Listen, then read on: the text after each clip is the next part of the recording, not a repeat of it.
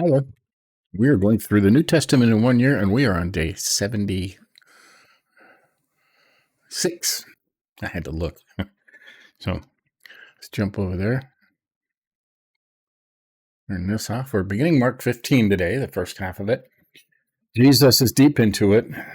The Sanhedrin got him, and Judas got his money, and Peter denied Jesus 3 times and is bitterly sorry. And now he's facing Pilate. So let's read this. Oh, let me change. We're using English Standard Version for this. Okay. Jesus delivered to Pilate. As soon as it was morning, the chief priests held a consultation with the elders and scribes and the whole council. And they bound Jesus and led him away and delivered him over to Pilate. And Pilate asked him, "Are you the king of the Jews?"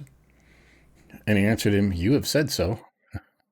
And the chief priests accused him of many things. And Pilate asked him again, Have you no answer to make? See how many charges they bring against you?" But Jesus made no further answer, so that Pilate was amazed. Okay, Mark kind of cuts this short, right? Now at the feast, he used to release from them one prisoner for whom they asked. Among the rebels in prison who had committed murder in the insurrection, there was a man called Barabbas, and the crowd came up and began to ask Pilate to do as he usually did for them. And he answered them, saying, "Do you want me to release for you the king of the Jews?" For he perceived that it was out of envy that the chief priests had delivered him up. But the chief priests stirred up the crowd. All right. Like paid protesters, they have those now, don't they? Stirred up the crowd to have him released for them Barabbas instead. And Pilate again asked him, "Then what shall I do with the man you call king of the Jews?" You call king of the Jews, right? And they cried out again, "Crucify him." And Pilate said to them, "Why? What evil has he done?" But they shouted all the more, "Crucify him." So Pilate, wishing to satisfy the crowd, released for them Barabbas, and having scourged Jesus, right? A Roman judicial penalty consisting of severe beating with a multi-lash whip containing embedded pieces of bone and metal. All right. After he scourged him, he delivered him to be crucified. Now that would have torn most of the skin off of his back. You would have been able to see his ribs. There has never been a true portrait of what Jesus probably looked like when he was crucified. Okay? But he was probably almost unrecognizable. Jesus is smart. And his soldiers led him away inside the palace, that is the governor's headquarters. And they called together the whole battalion, and they clothed him in a purple cloak. And twisting together a crown of thorns, they put it on him. That would have hurt. And they began to salute him, "Hail, King of the Jews." And they were striking his head with a reed and spitting on him and kneeling down in homage to him. And when they had mocked him, they stripped him of the purple cloak and put his own clothes on him, and they led him out to crucify him.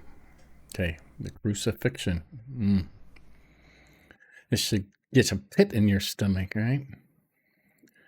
And they compelled a passerby, Simon of Cyrene, who was coming in from the country, the father of Alexander and Rufus, to carry his cross. He was in such bad shape that he couldn't carry it himself, right? They brought him to the place called Golgotha, which means place of the skull, and they offered him wine mixed with myrrh, but he did not take it. And they crucified him and divided his garments among them, casting lots for them to decide which each should take. And it was the 3rd hour when they crucified him. Okay, so not a lot of detail in this one, okay? But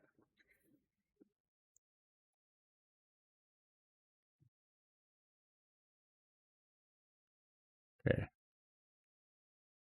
Tomorrow we'll finish Mark 15, all right? We talk about the inscription and his actual death and buried. Okay, that's tomorrow. And then good news, he rises from the dead, right? So there you go. That's the first half of Mark 15, okay? When he is officially being crucified, just still hanging on the cross. They're kind of leaving us hanging in the middle, right? So there you go. That's it. We'll continue this tomorrow. Okay. Give us a like if you think about it. Catch up on any you may have missed. This is the second time through the crucifixion. We'll do it twice more because we're reading the whole New Testament in order. So, and then after that will be Acts, and Acts covers the entire history of the apostles. So, but there you have it.